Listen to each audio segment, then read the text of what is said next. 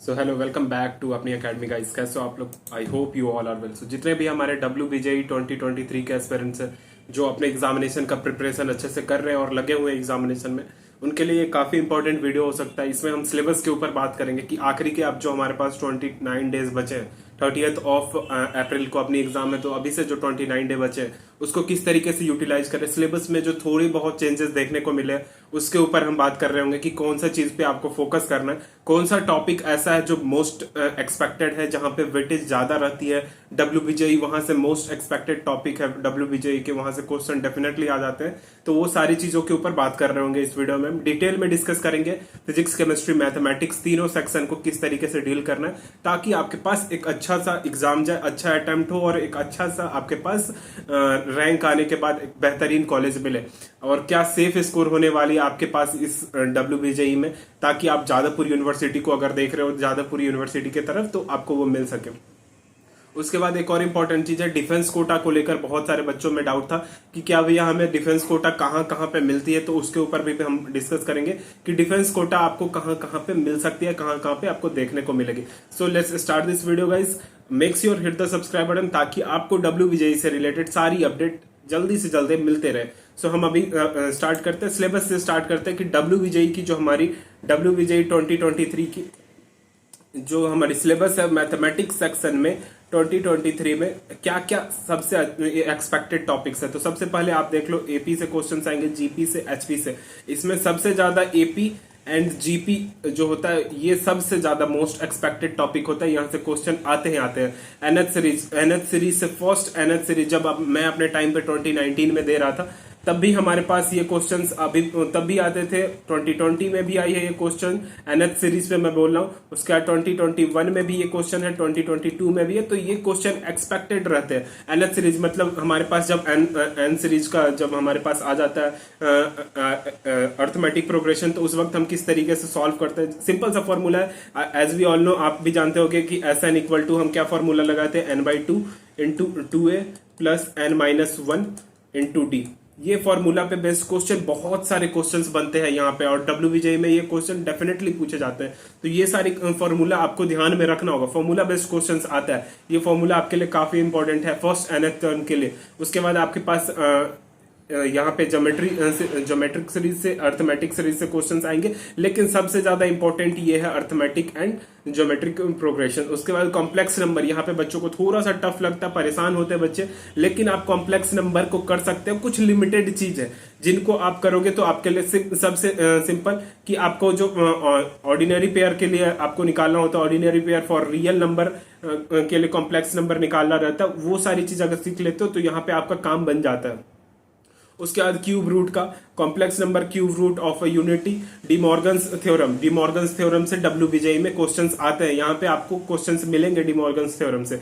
उसके बाद आपको क्वाड्रेटिक इक्वेशन सॉल्व करने आ जाना चाहिए। कॉम्प्लेक्स नंबर का क्वाड्रेटिक इक्वेशन इजी होता है सॉल्व करना। अगर आपको डाउट होता है आप पूछ सकते हो, मैं नेक्स्ट सेशन में आपको उसको किस तरीके से इजीली सॉल्व करना है वो भी मैं आपको डिस्कस करके बता दूंगा। उसके बाद पॉलिनोमियल आता है, पॉलिनोमियल से रियल कॉफिशिएंट पे आपके पास क्वेश्चंस आएंगे। Real root, relation between root and coefficient पे क्वेश्चंस आते ही आते हैं। उसके बाद परमोटेशन एंड कॉम्बिनेशन, यहाँ पे कम से कम 2 या 3 नंबर का क्वेश्चन आ जाता है। परमोटेशन एंड कॉम्बिनेशन सिंपल सा फॉर्मूला NC x, ये जो है ना फैक्टोरियल वाला formula, n factorial upon x factorial minus n minus x factorial, ये वाले क्वेश्चन काफी मिल जाते हैं जो कि एक नंबर कैरी करते हैं। 2-3 नंबर के क्वेश्चंस ये बन जाते हैं। उसके बाद बाइनोमियल थ्योरम से बेसिक जो फॉर्मूला है बाइनोमियल थ्योरम का, उससे क्वेश्चंस देखने को मिल जाता है। मैट्रिक्स और डिटर्मिनेंट, मैं बोलूंगा मैट्रिक्स एंड डिटर्मिनेंट सबसे मोस्ट एक्सपेक्टेड और मोस्ट इंपॉर्टेंट चैप्टर्स में से आते हैं, WBJE में पूछे जाने वाले। उसके बाद आप सेट को छोड़ सकते हो, स्टैटिक्स को भी छोड़ सकते हो। स्टैटिक सेट्स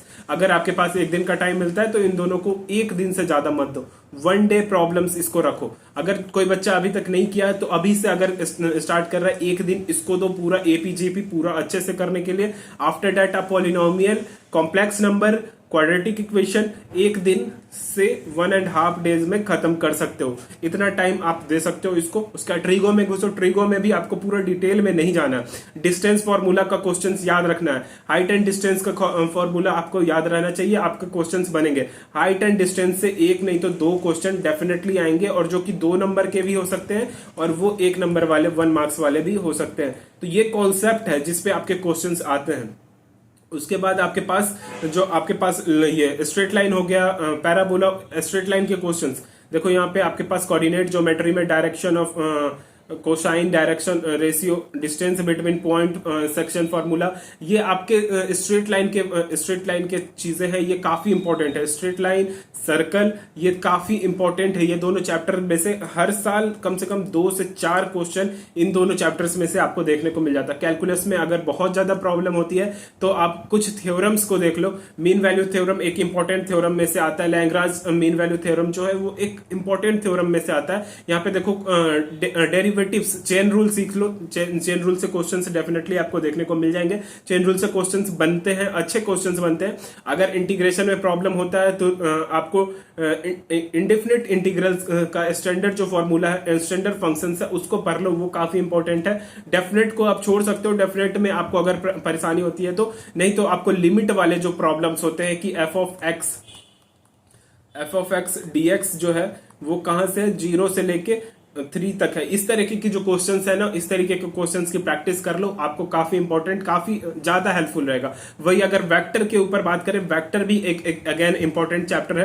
वेक्टर में से addition of vector, scalar multiplication, dot and cross, scalar triple product, ये से कम 2 से 4 क्वेश्चन डेफिनेटली आएंगे मैथमेटिक्स में, और इसको कम से कम 1 से 2 दिन में आप सीख सकते हो। 2 दिन का टाइम, अभी 29 डेज है आपके पास, तो कम से कम 2 दिन दो, इसमें 2 दिन में आप कम से कम 6 से 7 घंटा इस चैप्टर को दोगे तो आप आराम से इस चैप्टर को अच्छे से सीख सकते हो। उसके बाद फिजिक्स के सेक्शन पे अगर जाते हैं, मैथमेटिक्स इतना ही है, ज्यादा चीज नहीं करना है, बहुत ज्यादा चीजों के पीछे मत भागो कि मैं सब चीज कंप्लीट कर लूंगा। आपको सब चीज कंप्लीट नहीं करना है, जितना मैंने बताया उसको आप अगर 10 से 12 दिन देकर के अच्छे से कर लेते हो, मैथमेटिक्स को 7 घंटा डेली का देकर के, तो मैथमेटिक्स में मैं बोल रहा हूं आपको कोई भी अच्छा स्कोर करने से नहीं रोक सकता। मैथमेटिक्स ऑल्दो आपके पास 100 मार्क्स का मैथमेटिक्स होता है, उसमें अगर इन सब चैप्टर्स को कर लेते हो तो आपके पास 50 to 55 नंबर का आप सॉल्व करके आते हो मैथमेटिक्स। और अगर कोई बच्चा 50 to 55 मैथमेटिक्स सॉल्व करके आ रहा है ना, तो गुड अटेम्प्ट में घुसता है वो।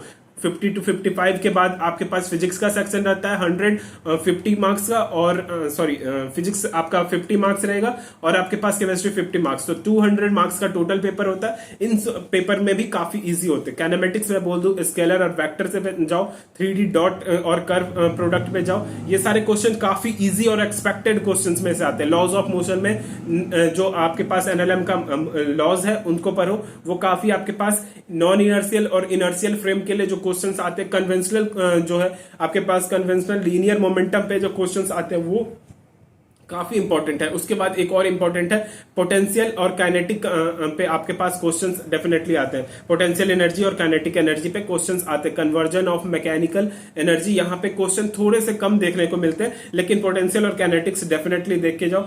उसके बाद आपके पास मोशन का अगर मैं बात करूं तो सेंटर ऑफ मास, बस इतना पर हो, ये कर लेते हो, आपके पास अच्छा से अच्छा सेंटर ऑफ मास में क्या, सेंटर ऑफ मास में centre of mass of 2 particles, आपके पास 3-4 पार्टिकल्स का पढ़ने के लिए टाइम नहीं है, लेकिन आप 2 पार्टिकल्स को अगर पढ़ लेते हो काफी इंपॉर्टेंट है। ग्रेविटेशन में अगर आए तो कैपलर्स लॉ डेफिनेटली पढ़ के जाओ, ये काफी इंपॉर्टेंट है, यहां से क्वेश्चन डेफिनेटली आएंगे। और एक्सेलरेशन ड्यू टू ग्रेविटी, इससे क्वेश्चन डेफिनेटली आएंगे, और इससे क्वेश्चंस अच्छे लेवल के क्वेश्चंस बनते हैं, ये आप क्वेश्चंस करके आओगे। उसके बाद अगर थर्मोडायनेमिक्स वगैरह में डर लग रहा है तो इसको छोड़ सकते हो, अवॉइड कर सकते हो, आप डायरेक्टली 12th पे जंप करके आ सकते हो। इलेक्ट्रोस्टैट को पी जाना है, इलेक्ट्रोस्टैट, करंट, इलेक्ट्रिसिटी अच्छे से पी जाओ, magnetic effect of current, in 3 chapters को अगर जो बच्चा पी गया ना, वो कम से कम 15 से 16 क्वेश्चन करके आएगा इन 3 चैप्टर्स से मैं बोल रहा हूं। 15 से 16 क्वेश्चन इसके कॉन्सेप्ट लगा करके वो करके आएगा अच्छे से। ये 3 चैप्टर मैं बोल रहा हूं, 3 चैप्टर आपको इतना ज्यादा मार्क्स देगी, तो मैं इसको बोलूंगा कम से कम 5 से 7 दिन दो इन चैप्टर को, 5 to 7 डेज इन चैप्टर्स को अगर डेडिकेट करते हो, आपके पास 18 से 22 नंबर तक का क्वेश्चन बन जाता है। 22 नंबर, 18 से 22 नंबर तक का क्वेश्चन बन जाएगा। उसके बाद आप इसके अगर इन सब चीजों को अच्छे से कर लेते हो तो आपके पास कॉन्सेप्ट बिल्डअप हो जाएगा। उसके बाद आप यहाँ पे इलेक्ट्रोमैग्नेटिक वेव क्वेश्चन कर सकते हो और इजिली कर सकते हो। यहाँ पे ये सारे क्वेश्चन आपको इजी टू डू हो जाएंगे। रे ऑप्टिक्स में reflection of light, mirror formula पे क्वेश्चन आएंगे। मिरर फॉर्मूला को ध्यान में रखो, मिरर फॉर्मूला से क्वेश्चंस आते हैं। टोटल इंटरनल रिफ्लेक्शन से मेरे टाइम में क्वेश्चंस पूछा गया था जब मैं 2019 में था। मिरर फॉर्मूला एक इंपॉर्टेंट टॉपिक है, मिरर फॉर्मूला से क्वेश्चंस आएंगे।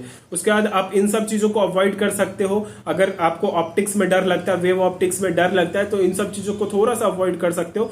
आप डायरेक्टली मॉडर्न फिजिक्स पे, फोटो इलेक्ट्रिक इफेक्ट पे कूद सकते हो। ये इंपॉर्टेंट चैप्टर है। फोटो इलेक्ट्रिक इफेक्ट से आपके पास क्वेश्चंस देखने को ही मिलेंगे। आइंस्टीन फोटो इलेक्ट्रिक इक्वेशन पे क्वेश्चंस डेफिनेटली मिलेंगे। यहाँ पे क्वेश्चंस पूछे जाते हैं और अच्छे क्वेश्चंस बनते हैं। यहाँ पे आपके पास क्वेश्चंस डेफिनेटली रहेंगे। जेनर डायोड, अगर मैं सेमीकंडक्टर की बात करूं, एससी की बात करूं, ये जरूर पढ़ के जाना। Photo electric diode, LED, solar cell and zener diode के ऊपर क्वेश्चंस डेफिनेटली आपको देखने को मिलेंगे। नेक्स्ट, अगर मैं केमिस्ट्री के सेक्शन पे जाऊं तो थोड़ा सा अगर मैं फिजिक्स को डिस्ट्रीब्यूट करूं तो आपने जैसे 5 to 7 आवर दे रहे हो आप डेली का, मतलब 10 दिन तक आप अगर देते जा रहे हो 5 to 7 आवर मैथमेटिक्स सेक्शन को, तो आपके पास 29 डेज में से अगर आप 5 to 7 आवर 10 दिन तक मैथमेटिक्स को दे रहे हो तो उसी 3 से 4 घंटा, कम से कम 4 घंटा, मिनिमम 4 आवर आपको देना पड़ेगा फिजिक्स के सेक्शन को आप कितने दिन तक दे सकते हो? 7 to 9 डेज तक दे सकते हो, कम से कम 4 आवर अगर देते हो तो आपके पास एक अच्छा स्कोर, जो कि आपको 30 to 40 के बीच में आपका स्कोर बनेगा, वो स्कोर में आ सकते हो। और ये आपके लिए काफी इंपॉर्टेंट है, क्योंकि अगर आप इतना टाइम दे रहे हो तो 50 डेफिनेटली आप स्कोर कर सकते हो मैथमेटिक्स में। और वहीं पर 30 अगर मैं मिनिमम मान के चलता हूं, 30 कोई बच्चा स्कोर कर रहा है फिजिक्स में, तो 80 मार्क्स आपके पास बहुत बेहतर कॉलेज के ऑप्शंस खुलना स्टार्ट हो जाएंगे। वही अगर मैं थोड़ा केमिस्ट्री में मेहनत कर लोगे तो आपके पास जादवपुर जैसे जादवपुर यूनिवर्सिटी वगैरह के आपके पास ऑप्शंस खुलने लगते हैं। तो यहाँ पे देखो, यहाँ पे थोड़ा सा आप अवॉइड कर सकते हो इन सब चैप्टर्स में, काफी टाइम कंज्यूमिंग है। अगर किसी बच्चे ने 11th अच्छे से पढ़ रखा है तो वो डेफिनेटली जाए, नहीं तो डायरेक्टली पीरियोडिक टेबल पे कूदो। यहाँ पे आपके पास बहुत सारे क्वेश्चन बनेंगे, बहुत सारे क्वेश्चन आएंगे। केमिकल बॉन्डिंग पे क्वेश्चन, केवल केमिकल बॉन्डिंग पढ़ो, अच्छे से एनसीईआरटी पढ़ो। नहीं मिलता है नोट्स तो आप मेरे से पूछ सकते हो, मैं कमेंट सेक्शन में आप डालो, मैं आपको वो चीज नोट्स प्रोवाइड कर दूंगा। उसके बाद कोऑर्डिनेशन कंपाउंड, इनऑर्गेनिक केमिस्ट्री का भी मैं बात कर रहा हूँ। कोऑर्डिनेशन कंपाउंड डेफिनेटली पढ़ के जाओ, काफी इंपॉर्टेंट है। यहाँ पे केवल एग्जाम्पल, इसका कोऑर्डिनेशन कंपाउंड के एग्जाम्पल आपके पास याद रहने चाहिए। कॉम्प्लेक्स सॉल्ट के, डबल सॉल्ट के क्वेश्चन याद रहने चाहिए। आईयूपीएसी नोमेनक्लेचर आपको याद रहना चाहिए। WBJE में सिंपल क्वेश्चंस आते हैं। फिर लिक्विड स्टेट पे आओ, लिक्विड स्टेट में vapour pressure, viscosity, surface tension. Vapour pressure आना चाहिए, सरफेस टेंशन निकालने आपको आना चाहिए। यहाँ पे देखो, नो मैथमेटिकल डेरिवेशन, यहाँ पे डेरिवेशन नहीं पूछा जाएगा आपसे, डेरिवेशन कोई भी नहीं आपसे पूछ रहा है। उसके बाद आप डायरेक्टली आ सकते हो, डायरेक्टली आपके पास जो नेक्स्ट टॉपिक है केमिकल इक्विलिब्रियम। यहाँ पे केमिकल इक्विलिब्रियम आप थोड़ा सा ध्यान देके पढ़ सकते हो। केमिकल इक्विलिब्रियम के बाद नेक्स्ट जो चैप्टर है आपके पास फिजिकल केमिस्ट्री में solution, physical chemistry of solution. यहाँ पे आप क्वेश्चंस फिजिकल केमिस्ट्री से एक्सपेक्ट कर सकते हो। Electrostatic solution, non electrostatic solution, ionic and redox equilibrium definitely पढ़ लो। ये सिंपल चैप्टर है, 2 दिन में आप कंप्लीट कर सकते हो इसको। 2 आवर्स अगर 2 दिन तक देते हो, 2 डेज तक देते हो, तो डेफिनेटली आप इसको कंप्लीट कर सकते हो। रेडॉक्स रिएक्शन क्वेश्चंस आपके पास आते हैं, रेडॉक्स रिएक्शन से डेफिनेटली आप अच्छे से करके जाओ इसको, ये आपके लिए काफी फायदेमंद होता है। उसके बाद जीओसी से क्वेश्चंस थोड़े से पूछे जाते हैं, जो कि आप कर सकते हो GOC. Then after that polymer, ये सारी चीज पॉलीमर में इतना ही चीज पढ़ो, जितना टॉपिक में दे रखा है एनसीईआरटी से पढ़ो, डेफिनेटली हो जाएगा। सरफेस केमिस्ट्री में एब्जॉर्प्शन प्रॉपर्टी आपको आना चाहिए। इन्वायरमेंटल केमिस्ट्री आपको आना चाहिए, pure NCERT based, pure NCERT. उसके बाद आपके पास जो next question halo alkane, hello arene से क्वेश्चंस आते हैं, एनसीईआरटी से ही क्वेश्चन आते हैं। यहाँ इसके आगे नहीं जाएंगे, वो इससे आगे बिल्कुल नहीं बढ़ेंगे। तो ये जो है ना, ये पार्ट ये प्योर टॉपिक देख के यहाँ से पढ़ के अगर जाते हो SN2 reaction, SN1 reaction, ketone and acids के बारे में, एल्डिहाइड, अल्कोहल, एल्केन प्रिपरेशन कैसे होता है, ये सारी चीजें आप अगर पढ़ के जाते हो काफी इंपॉर्टेंट रहेगा आपके लिए, काफी हेल्पफुल रहता है ये आपके लिए। तो ये केमिस्ट्री का सेक्शन हो गया जहां पे आप अगर किसी बच्चे का केमिस्ट्री अच्छा नहीं है तो वो इन सब चीजों को करके जाता है। जितना चीजें मैंने अभी बहुत सारे चैप्टर्स को स्किप किया मैंने, जितना चीजें बताया उन सबको करके जाते हो तो 20 to 25 स्कोर कर सकते हो। और जो बच्चा थोड़ा 11th अच्छे से कर रखा है, 11th एंड 12th में भी उसने बोर्ड के लिए अच्छा पढ़ा था, तो इसी स्कोर को वो एड ऑन करके लेके जा सकता है 35 to 45, क्योंकि केमिस्ट्री में इजी क्वेश्चंस काफी रहते हैं, एनसीईआरटी बेस्ड क्वेश्चन। तो जो बच्चे का 11th और 12th थोड़ा क्लियर है, एनसीईआरटी क्लियर है, तो वो डेफिनेटली इतना कर सकता है। नहीं तो जो बच्चा अभी स्टार्ट कर रहा है, जो अभी दिन के 10 दिन तक कम से कम 10 डेज तक आप अगर दे रहे हो इसको 5 आवर, कम से कम 5 आवर दे रहे हो केमिस्ट्री को, तो आप इतना स्कोर कर सकते हो। तो जो बच्चा नॉर्मल बच्चा, जिसने मैंने अभी बताया जो अभी स्टार्ट करने वाला है, तो 50 मार्क्स वो मैथमेटिक्स में स्कोर कर सकता है, वही 30 मार्क्स वो फिजिक्स में, और यहाँ पे 20 to 25, मैं 20 ही लेके चलता हूं। तो आप टोटल जो स्कोर कर रहे होगे वो 100 स्कोर कर रहे होगे, और कोई भी जो यूनिवर्सिटी है टॉप की यूनिवर्सिटी वो आपको मिल जाएगी, जैसे कि जेयू जादवपुर यूनिवर्सिटी डेफिनेटली मिल जाएगी आपको। और इसके लिए सेफ स्कोर क्या है, अगर आप पूछ रहे हो कि WBJE में सेफ स्कोर कितना है, सेफ स्कोर अगर आप पूछ रहे हो WBJE की जादवपुर यूनिवर्सिटी, क्योंकि बहुत सारे बच्चों का ड्रीम रहता है जादवपुर यूनिवर्सिटी में पढ़ने का, तो जादवपुर यूनिवर्सिटी आपको 90 से लेकर के 120 के अंदर में ही मिल जाती है। जादवपुर यूनिवर्सिटी की ये कट ऑफ है, और आपको अच्छा ब्रांच मिल जाएगा। अदर स्टेट के बच्चों के लिए 95 प्लस अगर आप स्कोर कर रहे हो, आपको जादवपुर में अच्छा कॉलेज, अच्छा ब्रांच मिल जाएगा, और ये आपके लिए एक बेहतरीन ऑप्शन रहेगा। तो आई होप ये सारी चीज क्लियर हो गई होगी। एक और इंपॉर्टेंट चीज थी डिफेंस कोटा। डिफेंस कोटा का क्या है, तो जादवपुर यूनिवर्सिटी में हमारे पास 2 सीट है, टोटल 2 सीट है, मैकेनिकल इंजीनियरिंग, और इसके बाद जलपाईगुड़ी, हमारे पास जलपाईगुड़ी गवर्नमेंट इंजीनियरिंग कॉलेज, वहां पे 1 सीट है। कल्याणी गवर्नमेंट इंजीनियरिंग कॉलेज में इलेक्ट्रिकल इंजीनियरिंग में 1 सीट है। Ramkrishna Mahato government engineering college जो पुरुलिया में है, उसमें कंप्यूटर साइंस में 1 है, इलेक्ट्रो ईसीई में 1 है। तो ये सारी चीज आप देख सकते हो वीडियो पॉज करके। तो आई होप ये सारी चीज समझ में आ गई होगी। डिफेंस कोटा के ऊपर जो डाउट्स थे आपके वो भी क्लियर हो गए होंगे। बाकी आपके पास जो भी डाउट रहते हैं related to your subject, related to your course, आप डिस्क्रिप्शन बॉक्स में एक हमने टेलीग्राम ग्रुप दे रखा है, उसको ज्वाइन कर लो, और कॉमेंट सेक्शन में अपने डाउट्स कंटिन्यूअसली आप पूछ सकते हो। तो आई होप ये सारी चीज आपको समझ में आ गई होगी। जल्दी मिलते हैं नेक्स्ट वीडियो में, तब तक के लिए bye bye guys, take care, जय हिंद।